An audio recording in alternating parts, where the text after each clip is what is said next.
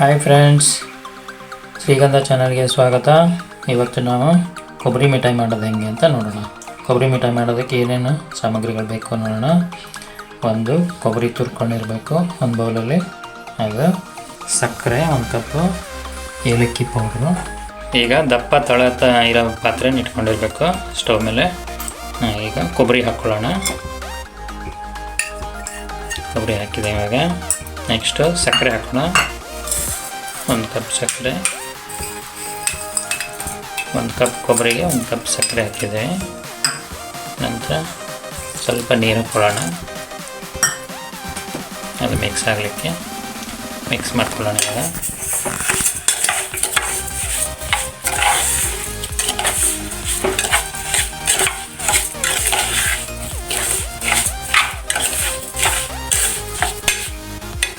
ಇವಾಗ ಚೆನ್ನಾಗಿ ಮಿಕ್ಸ್ ಆಯ್ತಲ್ವ.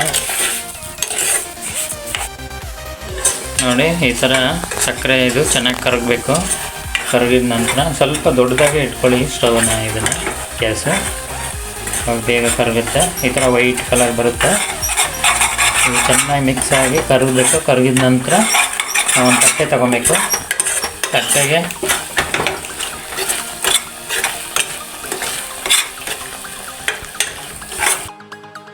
ಒಂದು ತುಪ್ಪ ಹಚ್ಚಿದ ತಟ್ಟೆ ತಗೊಳ್ಳಿ. ಅದಕ್ಕೆ ಸ್ವಲ್ಪ ತುಪ್ಪ ಎಲ್ಲ ಸವರ್ಕೊಳ್ಳಿ. ಕೊಂಡ ನಂತರ ಏನು ರೆಡಿಯಾಗಿರ್ತದಲ್ವ ಕಾಯಿತುರಿ ಮತ್ತು ಸಕ್ಕರೆ ಮಿಕ್ಸ್ ಮಾಡಿರೋದು, ಅದನ್ನೇ ಈಗ ತಟ್ಟೆ ಒಳಗೆ ಹಾಕಿ ನೀಟಾಗಿ ತಟ್ಟೋಣ. ಅದನ್ನ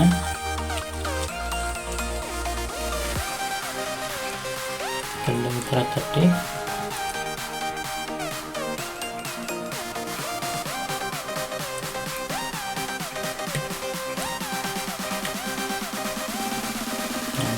ಆಯಿತು.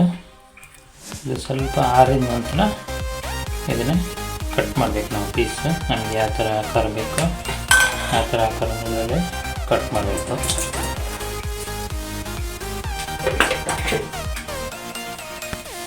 ನೋಡಿ, ಸ್ವಲ್ಪ ಬಿಸಿಯಾಗಿರುವಾಗಲೇ ಕಟ್ ಮಾಡ್ಕೊಂಡ್ರೆ ಬೆಟ್ರು, ಆಮೇಲೆ ಅಂದರೆ ಕಟ್ ಆಗಲ್ಲ ಅದು.